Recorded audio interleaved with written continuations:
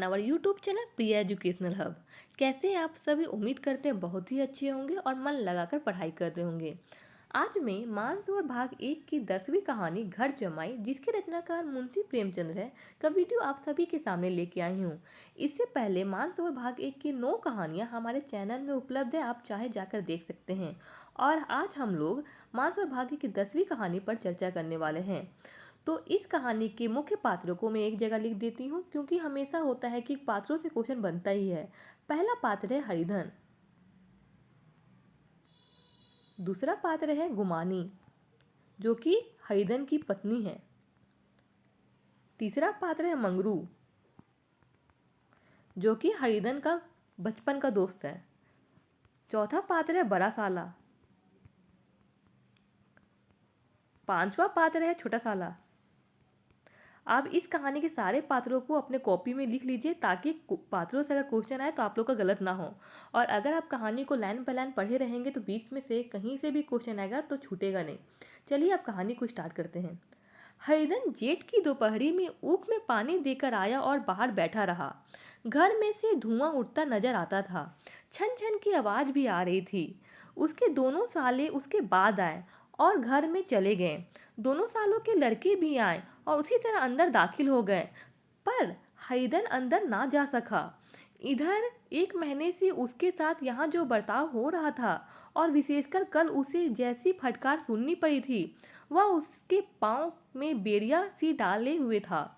कल उसकी सास ही ने तो कहा था, मेरा दी तुमसे भर गया है, मैं तुम्हारी जिंदगी का ठेका लिए बैठी हूँ क्या?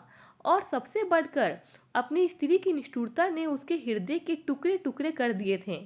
वह बैठी यह फटकार सुनती रही, पर एक बार भी तो उसके मुंह से ना निकला, अम्मा तुम क्यों इनको बार बार अपमान करते रहती हो?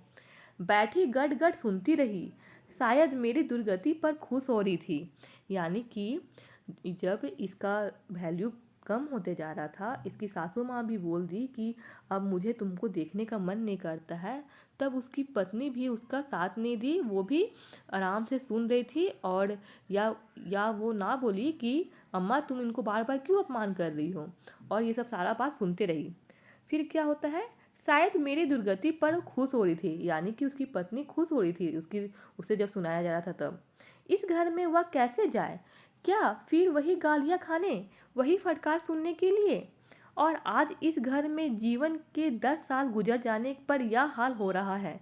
यानी कि अपने ससुराल में जो हरिधन है वो कितने साल रह चुका है? 10 साल। ये भी आप नोट रखिएगा, कितना साल? 10 साल। मैं किसी से कम काम नहीं करता हूँ। दोनों सालों मीठी नींद सोते रहते हैं, और मैं बैलों को सानी पानी देता हूँ, छाटी काटता हूँ। वहाँ सब लोग पल पल पर चिलम पीते हैं। मैं आंखें बंद किए अपने काम में लगा रहता हूँ। संध्या समय पर घर वाले गाने बजाने चले जाते हैं। मैं घड़ी रात तक गायें भैंसे दूहता हूँ। उसका यह पुरस्कार मिल रहा है कि कोई खाने को भी नहीं पूछता, उल्टे और गालियाँ मिलती है। यानी कि इतना काम करता है, अपने दोनों सालों से ज़्यादा काम करता है, फिर भी इसे उस प्रकार से रिस्पेक्ट नहीं दिया जाता है कोई, और उल्टा कोई खाने के लिए नहीं पूछता है, तो वह उसे बहुत ही बुरा लग रहा है। फिर क्या होता है, उसकी स्त्री घर से डोल लेकर निकली और बोली, जरा इसे कुएं से खींच लो। देखिए क्या हुआ कि उसके बाद ये जब सोच ही रहा था तो तुरंत ही उसकी जो पत्नी है यानी गुमानी है, वो कुआं से पानी खींचने के लिए लाने बोली। किसको लाने बोली? हरिधन को लाने बोली। हरिधन ने डोल लिया और कुएं से पानी भर लाया। उसे जोर से भूख लगी हुई थी। समझा अब खाने को बुलाने आएगी, मगर स्त्री डोल लेकर अंदर गई तो वहीं हो रही। यानी कि वह सोचा कि पानी लेकर जा रहे हैं, फिर हमको खाने के लिए बोलेगी, तो उसकी पत्नी यानी गुमानी नहीं बुलाई अंदर और अपना पानी लेके चली गई। हरिधन थका मांदा क्षुधा से व्याकुल पड़ा सो रहा, यानी भूखे प्यासे वो सो गया बेचारा। सहसा उसकी स्त्री गुमानी ने आकर उसे जगाया, फिर उसको उसकी पत्नी जगाई। हरिधन ने परे परे ही कहा, क्या है, क्या पड़ा भी ना रहने दोगी? और पानी चाहिए? यानी कि वो बोला कि और पानी चाहिए क्या, कि सोने भी नहीं देगी? और पानी चाहिए तो ला देते हैं। फिर गुमानी क्या बोलती है? गुमानी कटु स्वर में बोलती है, गुराते क्यों हो? खाने को बुलाने आई हूँ। यानी कि डांट के क्यों बोल रहे हो? खाने के लिए बुलाने के लिए आए हैं तुमको। फिर हरिधन ने देखा उसके दोनों साले और बड़े साले के दोनों लड़के भोजन किए चले जा रहे हैं। उसकी देह में आग लग गई। मेरी अब यहाँ नौबत पहुंच गई कि इन लोगों के साथ बैठकर खा भी नहीं सकता। मैं इनकी झूठी थाली चाटने वाला हूँ। मैं इनका कुत्ता हूँ जिसे खाने के बाद टुकड़ा रोटी डाल दी जाती है। यानी कि उसे बहुत ही बुरा लगा। उसके दोनों साले और बड़े साले के दोनों बेटे भोजन करके निकल रहे थे, तब से इसकी पत्नी बुलाने के लिए आई है खाने के लिए। तो ये देख के उसे बहुत ज़्यादा बुरा लगा। वह सोच रहा है कि मैं एक कुत्ता हूँ जिसे खाने के बाद जूठा बर्तन चाटने के लिए बोल दिया गया है। यही घर है जहां आज से 10 साल पहले उसका कितना आदर सत्कार होता था। साले गुलाम बने रहते थे। सास मुंह जोती रहती थी। स्त्री पूजा करती थी। तब उसके पास रुपए था, जायदाद थी। अब वह दरिद्र है, यानी कि सब पैसा उसा सब अपने घर से लेके यहाँ पे आ गया था। तो फिर उसके सास जो है बहुत ही इज्जत देती थी, और उसका जो दोनों साला है वो भी बहुत गुलामी करता था। लेकिन आज जब पैसा नहीं है तो उसको कोई वैल्यू नहीं दिया जा रहा है। उसकी सारी जायदाद भी को इन्हीं लोगों ने कूड़ा कर दिया। यानी सारी जायदाद कौन ले लिया? इसका सास और उसके साले ले लिए। अब रोटियों की भी लाले हैं। उसके जी में एक ज्वाला सी उठी कि इसी वक्त अंदर जाकर सास को और साले को भिगो भिगो कर लगाए, पर जब्त करके रह गया। परे परे बोला, मुझे भूख नहीं है, आज ना खाऊंगा।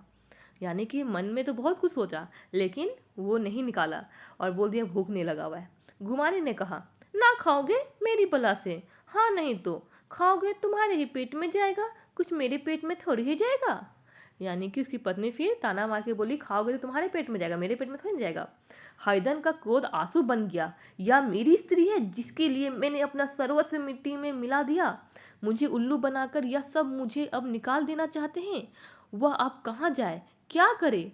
उसकी सास आकर बोली, चलकर खा क्यों नहीं लेते जी, रूठते किस पर हो? यहाँ तुम्हारे नखरे सहने का किसी में बूता नहीं है। जो देते हैं वह मत देना। और क्या करोगे? तुमसे बेटी भी आई है, कुछ तुम्हारी जिंदगी का ठेका नहीं लिया है। उल्टा और उसकी सासू माँ सुना दी कि तुमसे बेटी को शादी कराए, तुम्हारी जिंदगी भर का ठेका नहीं लिए जो तुम्हारा रौब सहेंगे। हैदन ने मर्माहत होकर कहा, हाँ अम्मा, मेरी भूल थी कि यही समझ रहा था। अब मेरे पास क्या है? तुम मेरी जिंदगी का ठेका लोगी? जब मेरे पास धन भी था तब सब कुछ आता था। अब दरिद्र हूँ, तुम क्यों बात पूछोगी? बूढ़ी सास भी मुंह फुलाकर भीतर चली गई। यानी सास भी चली गई। बच्चों के लिए बाप बच्चों के लिए बाप एक फालतू सी चीज, एक विलास की वस्तु है, जैसे घोड़े के लिए चने या बाबू के लिए मोहन भोग।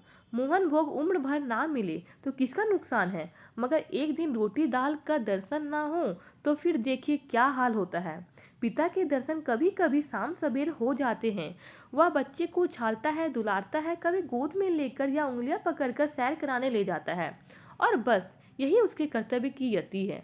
यानी कि बोला जा रहा है इसमें, अब जो उसका बचपन का दिन बताया जा रहा है कि पिता का वैल्यू क्या है, वो सिर्फ गोद लेता है, उंगली पकड़कर सैर कराने जाता है, बस इतना ही है उसका इतना ही कर्तव्य है। अब क्या बोलता है उसके बाद, वह परिदेश चला जाए, बच्चे को परवाह नहीं होती, लेकिन माँ तो बच्चा को सर्वस्व है। यानी कि वो पिता का कंपेयर कर रहा माता से। पिता क्या करता है, दिन भर में शाम को आएगा, प्यार करेगा, दुलार करेगा, फिर वो चला जाएगा काम में। तो इस बच्चा को ज़्यादा अटैचमेंट पिता से नहीं होता है। जो उसके साथ दिन भर रहता है, दिन भर दुलारता है, तो कौन दुलारता है? माँ दुलारती है, तो वही उसका माँ बच्चे का सर्वस्व होती है। बाला एक मिनट के लिए भी उसका वियोग नहीं सह सकता। पिता कोई हो, उसे परवाह नहीं, केवल एक उछालने कुदाने वाला आदमी होना चाहिए। तो पिता का वैल्यू क्या है? एक उछालने कुदाने वाला एक आदमी ही है, बच्चा यही सोचता है। लेकिन माता तो अपनी होनी चाहिए, माता किसी और की नहीं होनी चाहिए। पिता तो कोई भी चलेगा, सोलो आनी अपनी, मतलब पूरा 100% अपनी माता होना चाहिए।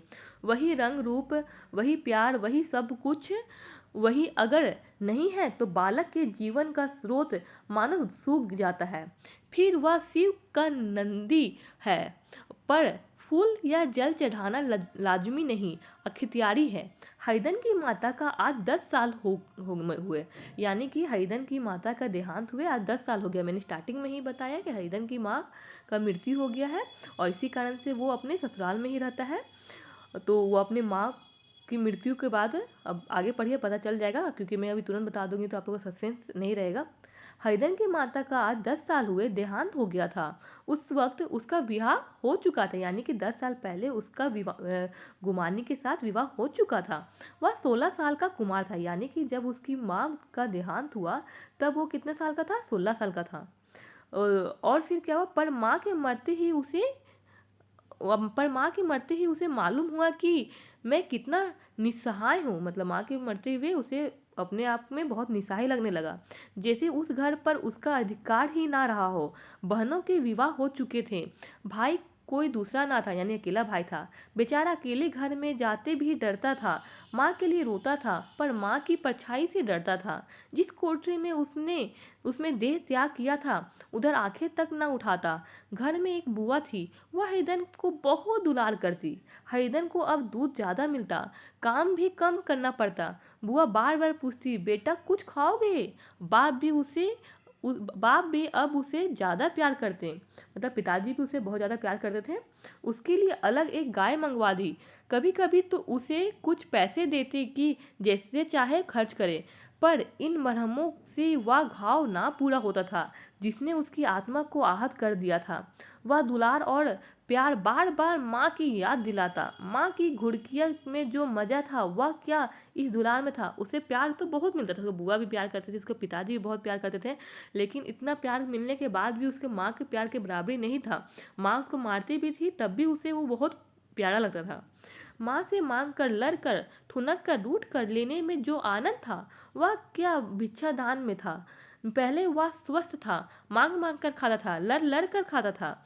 वह अब बीमार है। अब वह क्या है? बीमार था। अच्छे अच्छे पदार्थ उसे दिए जाते थे पर भूख ना थी। यानी पहले मांग कर लूट कर खाता था और अब उसे मिलता भी है तब भी वह बीमार है और उसे भूख नहीं लगती है। साल भर तक वह इसी दशा में रहा। फिर दुनिया बदल गई। एक नई स्त्री जिसे लोग उसकी माता कहते थे उसके घर में आई और देखते देखते एक काली घटा की तरह उसकी संकुचित भूमंडल पर छा गई। सारी हरियाली, सारे प्रकाश पर अंधकार का पर्दा पड़ गया। हरिधन ने इस नकली माँ से बात न की, कभी उसके पास न गया, कभी उसके पास न गया तक नहीं। एक दिन घर से निकला और ससुराल चला आया। यानी कि इस तरह तो साल भर चलते रहा। साल भर के बाद उसकी पिताजी ने दूसरी शादी कर ली और हरिधन की सौतेली माँ आ गई और उससे वह कभी नहीं बात किया और अपने ससुराल चला गया। यानी कि वो अपने माता के रूप में अपनी सौतेली माँ को नहीं अपनाया और इसी कारण से फिर वो अपने ससुराल चला गया क्योंकि शादी तो हो चुका था। बाप ने बार बार बुलाया पर उसके जीती जी वह फिर उसे घर में ना गया। यानी कि पिताजी तो बार बार बुलाए लेकिन हरिधन कभी नहीं घर गया। जिस दिन उसके पिता के देहांत की सूचना मिली उसे एक प्रकार का ईर्ष्या में हर्ष हुआ। उसकी आंखों में आंसू की एक बूंद भी ना आई। यानी कि पिताजी के मरने के बाद उसे जरा सा भी दुख नहीं हुआ और उसके आंख से जरा सा भी आंसू भी नहीं छुआ। इस नए संसार में आकर हरिधन को एक बार फिर मात्र स्नेह का आनंद मिला। उसकी सास ने ऋषि वरदान की भांति उसकी सुनी जीवन को विभूतियों से परिपूर्ण कर दिया। यानी कि उसको सास ने प्यार किया तो उसे लगा कि माँ का प्यार जैसा अनुभव हुआ। मरुभूमि में हरियाली उत्पन्न हो गई। सालियों की चुहल में, सास के स्नेह में, सालों के वाक विलास में और स्त्री के प्रेम में उसके जीवन की सारी आकांक्षाएं पूरी हो गई। सास कहती, बेटा तुम इस घर को अपना ही समझो, तुम ही मेरे आंखों के तारे हो। वह उससे अपने लड़कों की, बहुओं की शिकायत करती। वह दिल में समझता था सास जी मुझे अपने बेटों से भी ज़्यादा चाहती है। उस समय क्या समझता था कि सासू माँ मुझे अपने बेटों से भी ज़्यादा चाहती है, क्योंकि इसकी सासू माँ है जो थी वो अपने बेटा का, बहू का शिकायत किससे करती थी? हरिधन से करती थी। बाप के मरते ही वह घर गया, या पिताजी के मरते ही कहाँ गया? घर गया और अपने हिस्से की जायदाद का कूड़ा करके रुपए की थैली के लिए फिर आ गए। यानी कि अपना जायदाद लेके उसको बेच उच के फिर रुपए की थैली लेकर कहाँ चल गया? अपना ससुराल आ गया, यानी गुमानी के घर आ गया। अब उसका दूना आदर सत्कार होने लगा। पहले तो सत्कार मिलता था, अब जब पैसा लेके आ गया, हिस्सा का जायदाद का सारा पैसा लेके आ गया तो उसको दूना आदर सत्कार मिलने लगा। उसने अपनी सारी संपत्ति सास के चरणों पर अर्पण करके अपने जीवन को सार्थक कर दिया। उसने जितनी भी संपत्ति का पैसा था सब अपने सास को दे दिया और सोचा कि अब मुझे यहीं पे रहना है और मुझे यहीं पे ज़िंदगी काटना है। और अपना सब कुछ दे दिया। अब तक उसे कभी कभी घर की याद आ जाती थी, अब भूलकर भी उसकी याद ना आती। मानो वह उसके जीवन में कोई मानो वह उसके जीवन का कोई भीषण कांड था, जिसे भूल जाना ही उसके लिए अच्छा था। वह सबसे पहले उठता, सबसे ज्यादा काम करता, उसका मनोयोग, उसका परिश्रम देखकर गांव के लोग दांतों उंगली दबाते थे। उसके ससुर उसके ससुर का भाग्य बखारते, जैसे जिसे सॉरी उसे ससुर का भाग्य बखारते जिसे ऐसा दामाद मिल गया। लेकिन ज्यों ज्यों दिन गुजरते गए, उसका मान सम्मान घटता गया। यानी कि पहले तो बहुत ज़्यादा काम तो करता ही था, जिसके कारण ससुर को बहुत ही तारीफ किया जाता था कि कितना अच्छा उसको दामाद मिला है। लेकिन जैसे जैसे दिन गुजरने लगा, उसका मान सम्मान में घटोतरी होने लगी, उसे कमी आने लगी। पहले देवता था, फिर घर का आदमी, अंत में घर का दास हो गया। मैंने स्टार्टिंग में ही बताया कि पहले उसे देवता की तरह माना जाने लगा, फिर घर की आदमी, नॉर्मल घर का सदस्य के रूप में माना जाने लगा, फिर घर के नौकर के रूप में उसे ट्रीट किया जाने लगा, मतलब माना जाने लगा। रोटियों में भी बाधा पड़ गई, अपमान होने लगा। अगर घर के लोग भूखे मरते और साथ ही उसे भी मरना पड़ता तो उसे जरा भी शिकायत ना होती। अगर उसे खाने में भी दिक्कत होने लगा, अगर घर के लोग नहीं खाते और वो भी उसको भी खाना नहीं मिलता तो उसे बुरा नहीं लगता। लेकिन सबको ही खाते थे और इससे दिक्कत होता था तो उसे बहुत ज़्यादा ही बुरा लगने लगा। लेकिन जब वह देवता और लोग मूछों पर लेकिन जब वह देवता और लोगों मूछों पर ताव दे रहे हैं, केवल मैं ही दूध की मक्खी बना दिया गया हूँ, तो उसके अंतस्थल में से एक लंबी ठंडी आह निकल जाती। अब अभी उसकी उम्र कुछ 25 साल की तो ही थी। इतनी उम्र इस घर में कैसे गुजरेगी?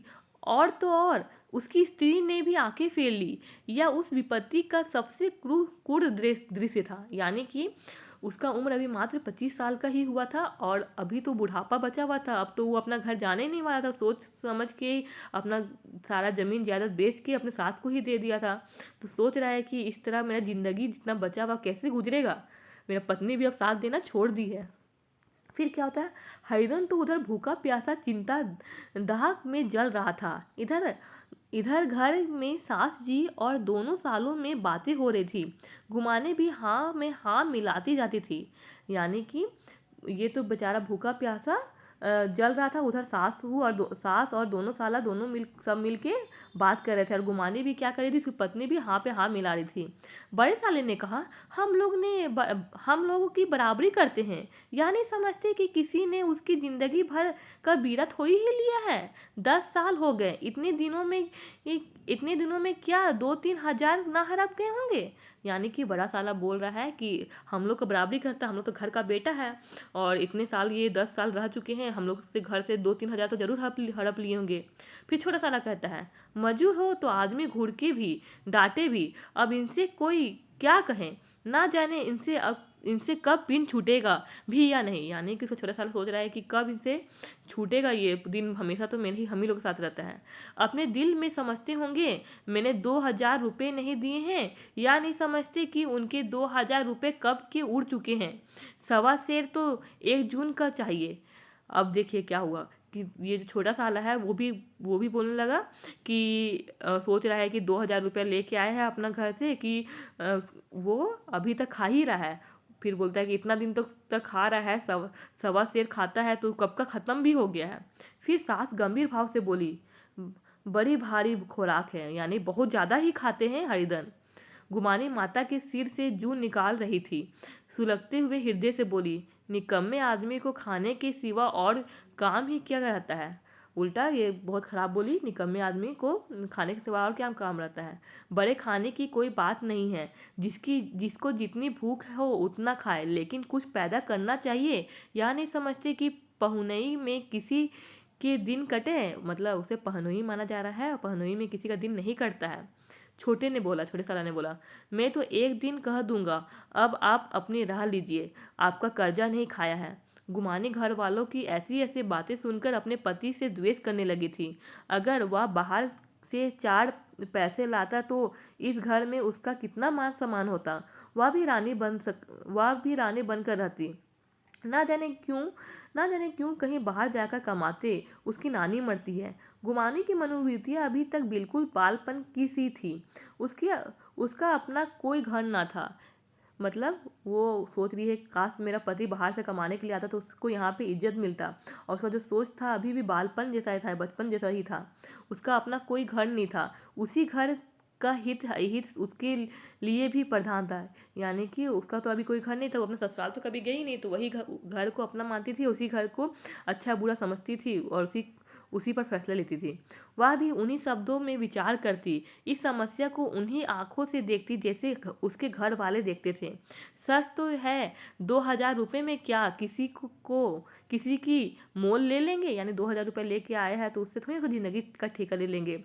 10 साल में 2,000 रुपये होते ही क्या, 10 साल में 2,000 रुपये ही क्या होते हैं। 2,000 रुपये तो खा ही चुका होगा। 200 ही 200 ही तो साल भर के हुए। एक साल में 2 साल तो हो गया। क्या दो आदमी साल भर में 200 भी ना खाएंगे। फिर कपड़े लत्ते दूध घी सब कुछ तो है। 10 साल हो गए, एक पीतल का छल्ला नहीं बना। घर से निकलते तो जैसे इनके प्राण निकलते हैं। जानते हैं जैसे पहले पूजा होती थी वैसे ही जन्म भर होती रहेगी।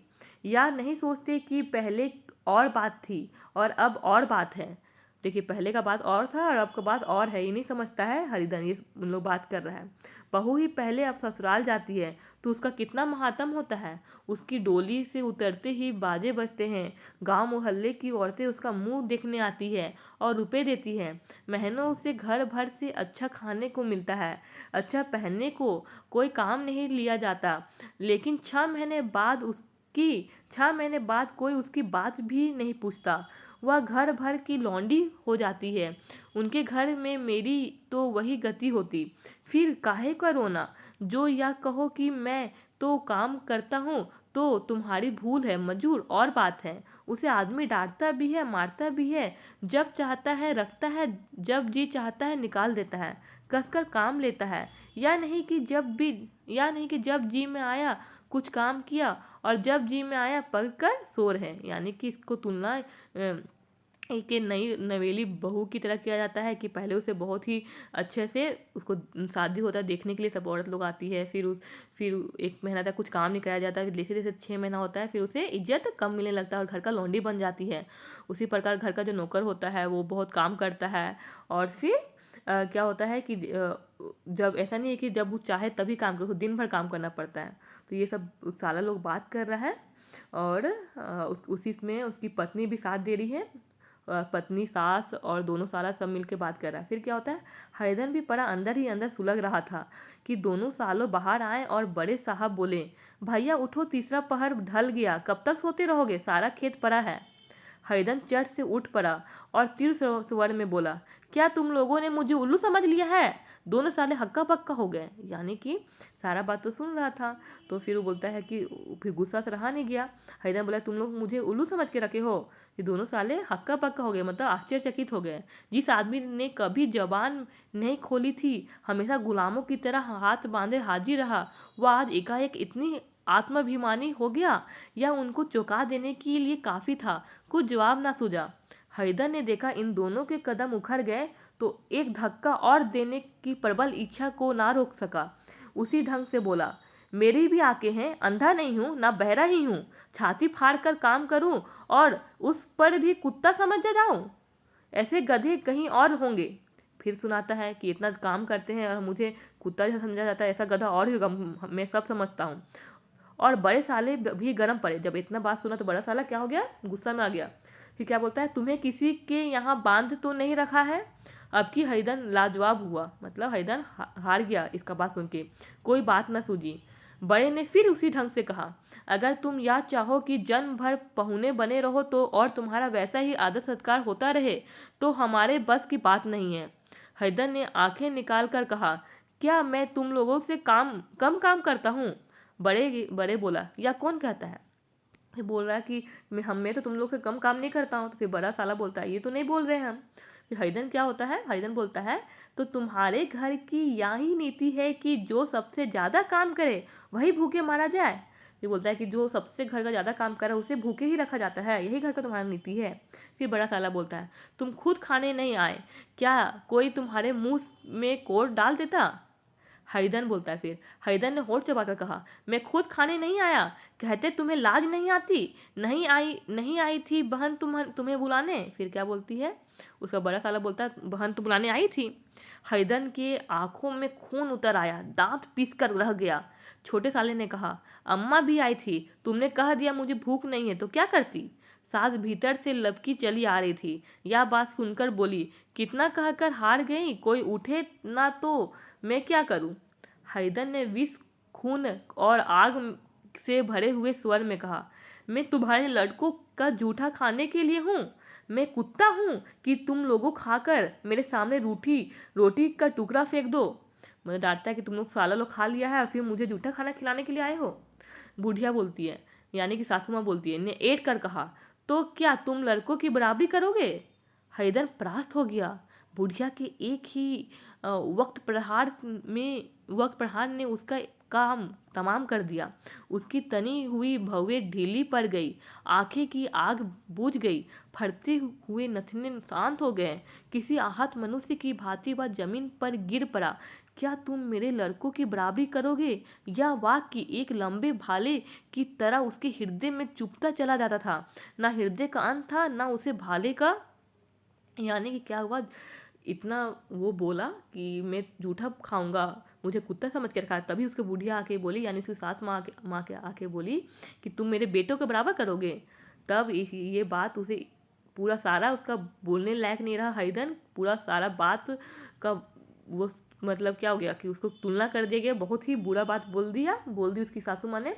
फिर क्या हुआ, सारे धड़ ने खाया पर हैदर ना उठा। सास ने मनाया, सालियों ने मनाया, ससुर ने मनाया, दोनों साले मनाकर हार गए।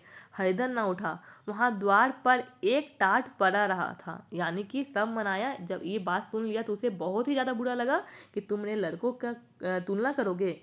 तो बात तो एक जगह पड़ा रह गया, सब कोई मनाने के लिए आया लेकिन वो नहीं उठा। उसे उठाकर सबसे अलग कुएं पर ले गया और जगत पर बिछाकर पड़ा रहा। फिर क्या होता है कि वो किनारे पे कुआं पर चल गया और फिर वहीं पे पड़ा रह गया। रात भीग चुकी थी। अनंत आकाश में उज्जवल तारे बालकों की भांति क्रीड़ा कर रहे थे। कोई नाचता था, कोई उछलता था, कोई हंसता था, कोई आंखें मींच कर फिर खोल देता था। रह रहकर कोई साहसी बालक सपाटा भरकर एक पल में उस विस्तृत क्षेत्र को पार कर लेता था और ना जाने कहाँ छा जाता था। यानी कि आकाश में बहुत सारे तारे हैं और तारे को देखकर उसे मीन्स क्या बोलते हैं, बहुत अच्छा लग रहा है। वो नाच रहा है, उछल रहा है, हंस रहा है, सब उसे देख रहा है।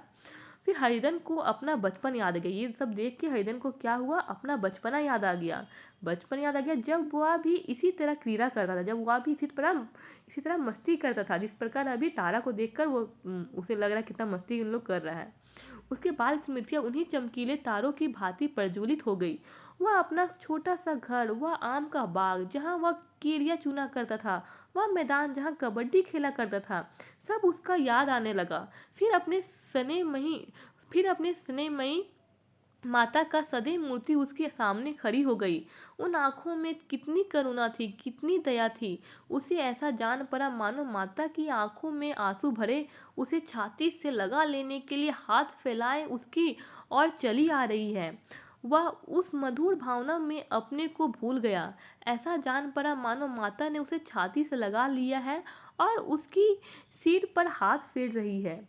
वह रोने लगा, फूट फूट कर रोने लगा। उसी आत्मसमोहित दशा में उसके मुंह से यह शब्द निकली, अम्मा तुमने मुझे इतना भुला दिया। देखो तुम्हारे प्यारे लाल की क्या दिशा हो रही है, कोई उसे पानी भी नहीं पूछता। क्या जहाँ तुम हो वह मेरे लिए जगह नहीं है। सहसा गुमानी ने आकर पुकारा, क्या सो गए तुम, ऐसे भी क्या राक्षसी नींद है, चलकर खा क्यों नहीं लेते, अब कब तक कोई तुम्हारे बैठा रहे।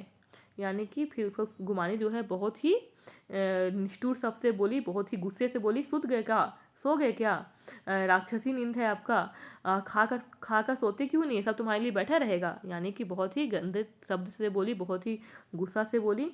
हैदन उसे कल्पना जगत से क्रूर प्रत्यक्ष में आ गया। यानी जो कल्पना में वो डूबा हुआ था, अपनी माता का आनंद ले रहा था, कल्पना में अपने बचपन का दिनों को सोच रहा था, सब वो टूट गया और जो उसका वास्तविक जीवन था उसको उसको समझ में आ गया। वहीं कुएं की जगह थी, वहीं फटा हुआ टाट, और गुमानी सामने खड़ी कह रही थी, कब तक कोई तुम्हारे लिए बैठा रहे। हैदन उठ बैठा और मानो तलवार म्यान से निकलकर बोला, भला तुम्हें मेरी सूध तो आई? मैंने कह तो दिया मुझे भूख नहीं है। गुमानी, तो कितने दिन तक ना खाओगे? फिर क्या होता है, अब इस घर का पानी भी ना पीऊंगा। तुझे मेरे साथ चलना है या नहीं? यानी वो बहुत ही क्या बोलते हैं, उसका दिल बहुत ही टूट गया। तो फिर बोलता है, मैं इस घर का पानी भी नहीं पीऊंगा, अगर तुमको मेरे साथ चलना है तो चलो। दृढ़ संकल्प से भरे हुए इन शब्दों को सुनकर गुमानी सहम उठी। बोली, कहाँ जा रहे हो? हैदर ने मानो नशे से में कहा, तुझे इससे क्या मतलब? मेरे साथ चलोगे या नहीं? फिर पीछे से ना कहना कि मुझसे कहा नहीं। गुमानी आपत्ति के भाव से बोली, तुम बताते क्यों नहीं, कहाँ जा रहे हो? तो मेरे साथ चलोगे या नहीं? फिर वही बोलता है, जब तक बता ना दोगे मैं ना जाऊंगी। गुमानी बोलती, जब तक तुम बताओगे नहीं तब तक मैं नहीं जाऊंगी। तो फिर क्या होता है, भैदन बोलता है, तो मालूम हो गया तू नहीं जाना चाहती। मुझे इतना ही पूछना था, नहीं तो अब तक मैं आधी दूर निकल गया होता।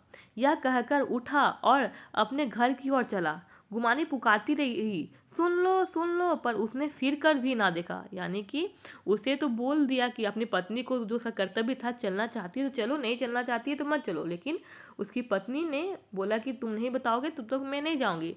तो समझ गया कि ये नहीं जाना चाहती और फिर वो अकेले चल गया। फिर क्या हुआ, 30 मील का मंजिल हैदर ने 5 घंटों में तय किया। यानी कि वो अपना घर जा रहा है और 30 किलोमीटर का है और वो मात्र ही 5 घंटों में पहुंच गया। फिर क्या हुआ, जब वो अपने गांव की अमराइयों के सामने पहुंचा तो उसकी मातृ भावना उषा की सुनहरी गोद में खेल रही थी। उन वृक्षों को देखकर उसका विहल हृदय नाचने लगा। मंदिर का सुनहरा कलश देखकर वह इस तरह दौड़ा मानो एक छलांग में उसके ऊपर जा पहुंचेगा। वह वेग में दौड़ा जा रहा था, मानो उसकी माता गोद फैलाए उसे बुला रही हो। जब वह आम के बाग में पहुंचा, जहाँ डालियों पर बैठकर वह हाथी की सवारी का आनंद पाता था, जहाँ के कच्चे बैरों और लिसोरों में एक स्वर्गीय स्वाद था, तो वह बैठ गया और भूमि पर सिर झुकाकर रोने लगा, मानो अपनी माता की अपनी विपत्ति कथा सुना रहा हो। वहाँ की वायु में, वहाँ के प्रकाश में मानो उसकी विराट रूपनी माता व्याप्त हो रही थी। वहाँ की अंगुल अंगुल भूमि माता के पद चिन्हों से पवित्र थी। माता के स्नेह में डूबे हुए शब्द अभी तक मानो आकाश में गूंज रहे थे। इस वायु और इस आकाश में ना जाने कौन सी संजीवनी थी, जिसने उसके शोकार्त हृदय को फिर से बालोत्साह से भर दिया। वह एक पेड़ पर चढ़ गया और उधर से आम तोड़ तोड़ कर खाने लगा। सास की वह कठोर शब्द, स्त्री का वह निष्ठुर आघात, वह सारा अपमान उसे भूल गया। उसके पांव फूल गए थे, तलुओं में जलन हो रही थी, पर इस आनंद में उसे किसी बात का ध्यान न था। सहसा रखवाले ने पुकारा, वह कौन ऊपर चढ़ा है रे? उतर अभी, नहीं तो ऐसा पत्थर खींच कर मारूंगा कि वहीं ठंडे हो जाओगे। यानी कि जो आम तो वो बैठ के खाने लगा, और तब उसका जो रखवाला था तो वो क्या बोला कि कौन चढ़ के खा रहा है, नहीं तो डंडा डंडा पत्थर फेंक कर मारेंगे। उसने कई गालियां भी दी। फिर क्या हुआ, बहुत गाली भी दी। यह फटकार और इन गालियों में इस समय हैदन को अलौकिक आनंद मिल रहा था। वह डालियों में छिप गया, कई आम काट काट नीचे गिराए और जोर से ठट्टा मार कर हंसा। ऐसा उल्लास से भरी हुई हंसी उसने बहुत दिन से ना हंसी थी। यानी कि बचपन का दिन जैसे कोई होता है कि आम चढ़ जाता है और माली नीचे रहता है, तो फिर पकड़ आने के बाद क्या हुआ, वो बहुत हंसता है, तो उसे इस टाइप का जो हंसी था वो बहुत दिन के बाद आया हरिधन का फेस में। बहुत सालों से इस तरह नहीं हंसा था। रखवाले को यह हंसी परिचित मालूम हुई। उसे लगा कि यह तो हंसी मैंने कहीं सुना है, मगर हरिधन यहाँ कहाँ? वह ससुराल की रोटियां तोड़ रहा है। कैसा हंसोड़ा था, कितना चिबिला, ना जाने बेचारे का क्या हाल हुआ। पेड़ की डाल से तालाब में कूद पड़ता था। अब गांव में ऐसा कौन है? यानी कि जो रखवाला था वह सोचा कि इस तरह तो हंसता तो हरिधन था, वो यहाँ पे कैसे आएगा? वो तो अपना ससुराल के में क्या बोला, रोटी खा रहा है, वहीं पे रहता है। तो कितना अच्छा था, इस तरह कहाँ कोई हंसता है। उसका मतलब उसे हरिधन का याद आने लगा। डांट कर बोला, वहां से बैठे बैठे हंसोगे तो आकर सारी हंसी निकाल दूंगा, नहीं तो सीधे उतर आओ। वह गालियां देते जा रहा था कि एक गुठली आकर उसके सिर पर लगी। सिर सहलाता हुआ बोला, यह कौन शैतान है, नहीं मानता? ठहर तो मैं आकर तेरी खबर लेता हूँ। उसने अपनी लकड़ी नीचे रख दी और बंदरों की तरह चटपट उतर चढ़ गया। देखा तो हरिधन बैठा मुस्कुरा रहा था। चकित होकर बोला, अरे हरिधन, तुम यहाँ कब आए? इस पेड़ पर कब से बैठे हो? दोनों बचपन के सखा वही गले मिले। यानी क्या हुआ कि वो नीचे नहीं उतरा, तो फिर अपना लकड़ी नीचे रख कर जो वो पर चढ़ गया, पेड़ पर चढ़ गया। तो देखता है कौन है, हरिधन है। तो उसे बहुत ही अच्छा लगा और फिर बोला कब आए, और फिर दोनों गला मिले। यानी जो मैं स्टार्टिंग में बताई हूँ कि जो उसका बचपन का मित्र कौन है, जो यही पेड़ का जो रखवाला है, वही बचपन का मित्र मंगरू, उसी के बारे में अभी बात हो रहा है। यहाँ कब आए? चलो घर हो, चलो घर चलो। भले आदमी, क्या वहाँ आम भी मैसर न होते थे? हरिधन ने मुस्कुराकर कहा, मंगरू, इन आमों में जो स्वाद है वह और कहीं के आमों में नहीं है। गो गा का क्या रंग ढंग है। यानी कि देखिए यहाँ नाम भी बोला जा रहा है मंगरू, जो यहाँ का आम का जो स्वाद है वो कहीं पे नहीं है। मंगरू फिर क्या बोलता है, सब चैन चान है भैया, तुमने जो जैसे नाता ही तोड़ लिया। इस तरह कोई अपने गांव घर छोड़ देता है? जब से तुम्हारे दादा मरे सारी गृहस्थी चौपट हो गई। दो छोटे छोटे लड़के हैं, उनके लिए क्या होता है हो? फिर क्या होता है, हरिधन बोलता है, अब उस गृहस्थी से क्या वास्ता है भाई, मैं तो अपना ले दे चुका हूँ। यानी कि वो अपना सारा प्रॉपर्टी वगैरह तो लेके चल गया और अपना सासू माँ को दे दिया 2,000 का। मजूरा तो मिलेगा ना। फिर बोलता है कि काम उम करें तो मजूरी तो मिलबे करेगा। तुम्हारी गैया ही चरा दिया करूँगा, मुझे खाने को दे देना। फिर अपना मित्र को बोलता है मंगरू को कि तुम्हारा गाय चरा देंगे, तुमको कुछ खाने बस दे देना, बस और कुछ नहीं चाहिए। मंगरू ने अविश्वास के भाव से कहा, अरे भैया कैसे बात करते हो, तुम्हारे लिए जान हाजिर है। क्या ससुराल में अब ना रहोगे? कोई चिंता नहीं, पहले तो तुम्हारा घर ही है, उसे संभालो। छोटे छोटे बच्चे हैं, उनको पालो। तुम नई अम्मा से नाहक डरते थे, बड़ी सीधी है बेचारी, बस अपनी माँ समझो। तुम्हें पाकर तो निहाल हो जाएगी। अच्छा घरवाली को भी तो लाओगे। यानी कि वही बोले कि तुम बेकार उसका फिर 2 ठो और बच्चा हुआ, 2 ठो और भाई हुआ है। फिर और फिर बहुत सीधी है, बताता है कि तुम्हारी जो सौतेली माँ है बहुत सीधी है, बहुत ही अच्छी है, अपनी माँ की जैसा समझो। फिर बोला तुम अपनी पत्नी को नहीं लेके आओगे यहाँ पे? हरिधन बोला, उसका अब मुंह ना देखूंगा, मेरे लिए वह मर गई है। मंगरू, तो दूसरी सगाई हो जाएगी। अब की ऐसी महेरिया ला दूंगा कि उसके पैर धो धो कर पियोगे। लेकिन कहीं पहली भी आ गई तो? फिर होता है कि अगर दूसरी शादी कर देंगे, फिर अगर पहली वाली फिर से आ गई तो क्या होगा? हरिधन बोलता है, वह ना आएगी, अब वह नहीं आएगी, हो गया उसका काम तमाम, वो अब नहीं आने वाली। फिर होता है हरिधन अपने घर पहुंचा तो दोनों भाई भैया आए कहकर भीतर दौड़े और माँ को खबर दी। उस घर में कदम रखते ही हरिधन को ऐसा शांत महिमा का अनुभव हुआ मानो वह अपनी माँ की गोद में बैठा हुआ है। इतने दिनों ठोकरे खाने से उसका हृदय कोमल हो गया था। जहाँ पहले अभिमान था, आगरा था, हेकड़ी थी, वहाँ सब निराशा थी, पराजय और याचना थी। बीमारी को जोर कम हो चला था। अब मामूली दवा भी असर कर सकती थी। किले की दीवारें छिद चुकी थी, अब उसमें घुस जाना असाध्य ना था। वही घर जिससे वह एक दिन विरक्त हो गया था, अब गोद फैलाए उसे आश्रय देने को तैयार था।